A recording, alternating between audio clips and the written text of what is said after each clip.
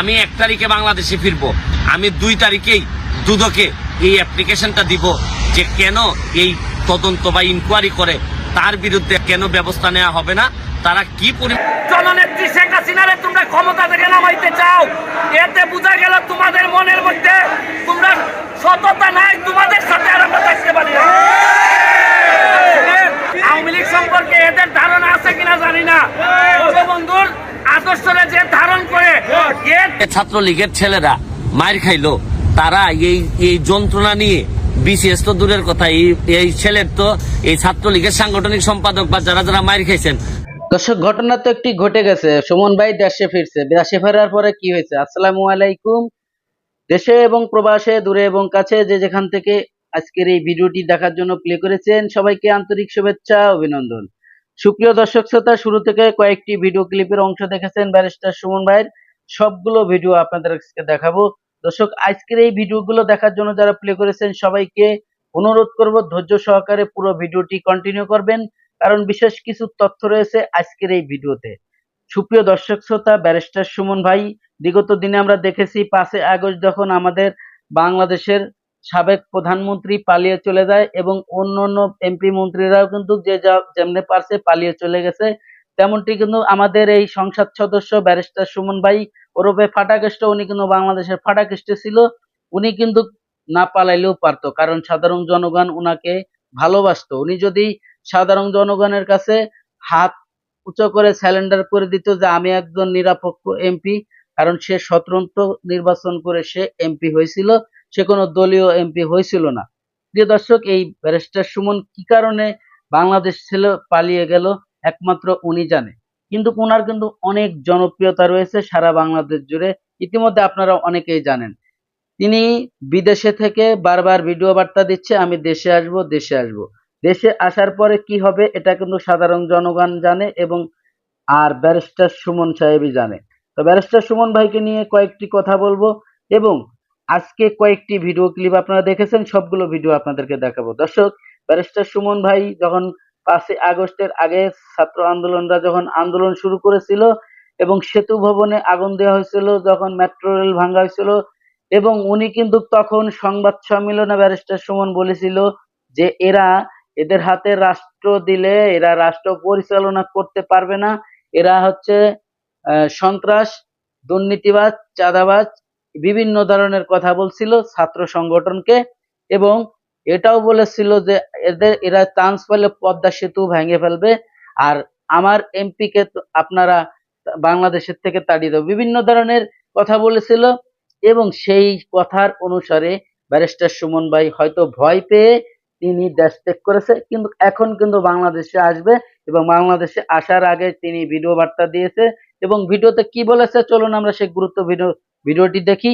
দর্শক, আজকে ছোট্ট করে একটি রিকোয়েস্ট করব, আপনি যদি আমার চ্যানেলে নতুন বন্ধু হয়ে থাকলেন, ভালো লাগলে চ্যানেলটিকে সাবস্ক্রাইব করে রাখবেন, ভিডিওটি লাইক কমেন্ট শেয়ার করে দেবেন। চলুন সেই গুরুত্বপূর্ণ ভিডিওটি দেখি ব্যারিস্টার সুমন কি বলেছিল। আমি 1 তারিখে বাংলাদেশে ফিরবো, আমি 2 তারিখেই দুদকে এই অ্যাপ্লিকেশনটা দিব যে কেন এই তদন্ত বা ইনকোয়ারি করে তার বিরুদ্ধে কেন ব্যবস্থা নেওয়া হবে না, তারা কি পরিমাণ 2008 সাল থেকে এই পর্যন্ত যে কি পরিমাণ ক্ষতি করে গেছেন বাংলাদেশের, এইটার কোনো শেষ নাই। এই মুক্তিযোদ্ধা দাবি করা এই ভদ্রলোক, এটার ব্যাপারে একটা ব্যবস্থা গ্রহণ করেন। আর দুদককে বলবো সারাক্ষণ বসে না থেকে এই ধরনের আন্তর্জাতিক স্বীকৃত একটা দালাল এবং দুর্নীতিবাজের বিরুদ্ধে এবং তার যারা মাফিয়া গং আছে, গঙের বিরুদ্ধে ব্যবস্থা নেন। আমি নিজে এসে আমি দুদকে আসব এবং দুদকের পরবর্তীতে আমি হাইকোর্টের শরণাপন্ন হব। আপনারা তো ইতিহাসে ধ্বংস হয়েছেন, ইতিহাসের কোনোদিন আপনাদেরকে মাফ করবে না। আজকের মতো এই কথা বলে বিদায় নিচ্ছি। ভালো থাকবেন, সুস্থ থাকবেন।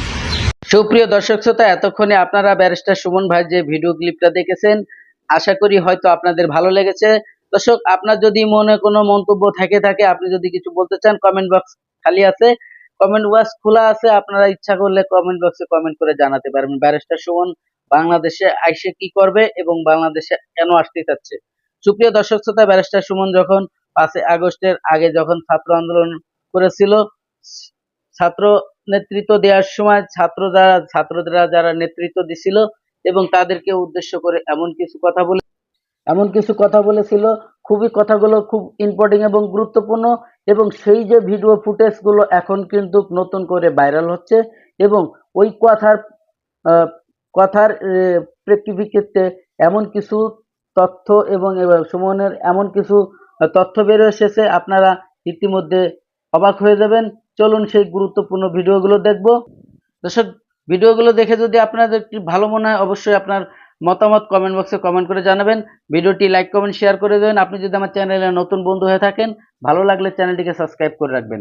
দর্শক, ব্যারিস্টার সুমন যখন এই যে ছাত্র আন্দোলনের আগে যখন সেতু ভবন ভাঙা হয়েছিল, যখন মেট্রো রেলে আগুন দেওয়া হয়েছিল বা 4ই আগস্ট, তখন সেই 4ই আগস্ট সংবাদ সম্মেলনে এমন কিছু কথা বলেছিল এবং মাননীয় প্রধানমন্ত্রীকে নিয়ে, সাবেক প্রধানমন্ত্রীকে নিয়ে যে মন্তব্য করেছিল, চলুন আমরা সেই গুরুত্বপূর্ণ ভিডিওটি দেখি এবং ছাত্রদেরকে নিয়ে এবং বাংলাদেশ ছাত্রলীগদেরকে বর্তমান উনি বিদেশের থেকে কি ভিডিও বার্তা দিচ্ছে এবং ছাত্রলীগদের উদ্দেশ্যে কি কথাবার্তা বলতেছে, এ থেকে বাংলাদেশের যারা ছাত্রলীগ করতো আগে সাবেক, তাদের কি কোনো উপকার হচ্ছে না ক্ষতি হচ্ছে, অবশ্যই আপনারা কমেন্ট বক্সে কমেন্ট করে জানাবেন। তো চলুন সেই ছাত্রলীগদের যে কথা বলেছে ভিডিও বার্তায়, চলুন আমরা সেই ভিডিও ক্লিপটা দেখি। ভিডিওটি দেখে অবশ্যই আপনার মতামত কমেন্ট বক্সে কমেন্ট। আমাকে না হয় কেউ আর ফলো করবে না, আমাকে জাতীয় বেঈমান বলেন, তারপরও আমি বিশ্বাস করি আমি জননেত্রী শেখ হাসিনাকে শেষ পর্যন্ত আমি চেষ্টা করব তার সাথে থাকার। আমি কোনোভাবেই এই দেশ ছাড়বো না। এই দেশ আমার, দেশ ছাড়বো তো আমি কখন, যদি আমার এমন কোনো অসুখ হয় যেটা দেশে কোনো এই রোগ দেশে কোনো চিকিৎসা নাই, তাতেও আমি মনে করি মৃত্যু তো হবেই, দেশটাতে হওয়ার মতো শান্তি আর কোনো কিছুতে আমি পাই না। যারা যাচ্ছে বা যাওয়ার প্ল্যান করতেছে তাদের তো অনেক কারণ থাকতে পারে, তবে আমি মনে করি, মনে রাখবেন, প্রকৃত আদর্শের একটা মানুষ কোনোদিন তার আদর্শের মানুষকে এই বিপদে রেখে, ক্রাইসিস মোমেন্টে রেখে যাইতে পারে না। যারা যায় এরা কোনোদিনই কারো লোক ছিল না, এরা একমাত্র এদের ছাড়া কোনো চিন্তা এরা কোনোদিন করে নাই। আমি আপনাদেরকে বলবো যে শুনেন, উত্থান পতন, জমিনে কে সম্মানিত হবে তার ফয়সালা হয় আসমানে। উত্থান থাকবে, পতন থাকবে, তারপরে যে আদর্শের আছি এই আদর্শের দুঃসময়ে যদি থাকতে না পারি, না হয় আমার এমপিত্ব যাবে, আমাকে না হয় কেউ আর ফলো করবে না, আমাকে জাতীয় বেঈমান বলেন, তারপরও আমি বিশ্বাস করি আমি জননেত্রী শেখ হাসিনাকে শেষ পর্যন্ত আমি চেষ্টা করব তার সাথে থাকার, এবং আমি কোনোভাবেই জামাত বিএনপিরে এই ক্ষমতায়, এই দুর্নীতিগ্রস্ত এইরকম একটা ক্ষমতায় আসার জন্য, বাধা দেওয়ার জন্য যা করা লাগে আমি করব। সাধারণ ছাত্ররা যদি আমাদেরকে বিদায় করে দেয় দিক, কিন্তু সাধারণ ছাত্ররা এই ধরনের নেতৃত্ব তৈরি করে এই ক্ষমতায় আসুক, আমি তো ওয়েলকাম জানাই, আমি তো এদেরই প্রতিনিধি আমি মনে করি। কিন্তু এরা তো জানে না, এরা আবেগ প্রবণ কইরা কোথায় দেশটারে নিয়ে যাচ্ছে। কালকে যদি শেখ হাসিনা যদি না থাকে, পরশুদিন কি আপনি তারেক জিয়ার আইনে দিবেন? আপনি কি কারে দিবেন? এই যে 14 জন আর 100 জন সমন্বয়ক আছে, তারা এসে ক্ষমতা নিক, তারা তো ক্ষমতা নিতে পারবে না। তারা কার কাছে নিয়ে ক্ষমতা দিবে এইটাই তো আমি বুঝতে পারি না। তারা ক্ষমতাটা নিয়ে কার কাছে দিবে ক্ষমতা বলো যে আমি অমুকরে দিব। 14 জন বা 150 জন সমন্বয়ক যারা আছে, যারা দাবি করতেছে যে তারা এই দেশটারে রাষ্ট্রের সংস্কার করতে চায়, তাহলে তারা এসে বলো তারা মন্ত্রী হইতে চায় বা তারা ক্ষমতা নিতে চায়। কিন্তু তারা তো, আমরা তো বুঝতেছি তারা আইসাই যেটা করবে এটা হচ্ছে কি লাথি মেরে এদেরকে, যারা আজকে যদি এই সরকারের পতন হয়, কালকেই এই সমন্বয় একটা লাথি মেরে বের করে দিবে, দিয়া জামাত এবং বিএনপির যারা এই ষড়যন্ত্রটা করে এই জায়গা পর্যন্ত আসছে, এরাই এই দেশের দায়িত্ব নিবে, নিয়ে এই দেশটারে আগের 50 বছর আগের জায়গায় নিয়ে যাবে। যে ছাত্রলীগের ছেলেরা মার খাইলো, তারা এই যন্ত্রণা নিয়ে, বিসিএস তো দূরের কথা, এই ছেলের তো, এই ছাত্রলীগের সাংগঠনিক সম্পাদক বা যারা মার খাইছেন, তাদের তো এখন জীবন চালানোই কঠিন হয়ে যাবে।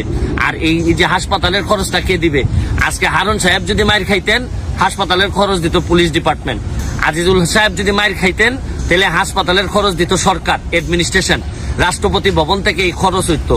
কিন্তু ছাত্রলীগের খরচ দিতে হবে কিন্তু ছাত্রলীগের মায়ের, ছাত্রলীগের যে কষ্ট করে যে মা এই পর্যন্ত ঢাকা বিশ্ববিদ্যালয় পর্যন্ত আনছে, তার খরচ দিতে হবে তার মায়ের। এই জন্য আমি ছাত্রলীগের ভাইদেরকে বলবো যে কোনো কেউ ডাকলেই চলে যায় না, কারণ আপনারা দেখছেন তো যে ছাত্রলীগের যতই আপন কথা বলেন, কিন্তু ছাত্রলীগের বেশিরভাগ মানুষ তার ব্যক্তি স্বার্থে যখন ব্যবহার করেন, তখন কলিজাটা ফেটে যায়। দর্শক, দেশ ছেড়ে পালিয়ে যাওয়া ব্যারিস্টার সুমন আমেরিকায় বসে এবার ছাত্রলীগের নেতাকর্মীদের সাবধান করছেন এবং ছাত্রলীগের নেতাকর্মীদের উপর হামলার জন্য দায়ী হচ্ছেন হারুন সাহেব। সকল গোপন তথ্য ফাঁস করছেন এবার ব্যারিস্টার সুমন। চলুন দর্শক শুনে আসি তিনি কি বলেন। ছাত্রলীগের নেতাদেরকে নির্যাতনের ঘটনায় যিনি হারুন সাহেব, আপনারা এখানে আরো 2 জন মানুষ আছেন যারা এই লাইটের ভিতরে নাই, তারা এই লাইট থেকে বের হয়ে গেছেন, অথচ তারাও কিন্তু হারুন সাহেবের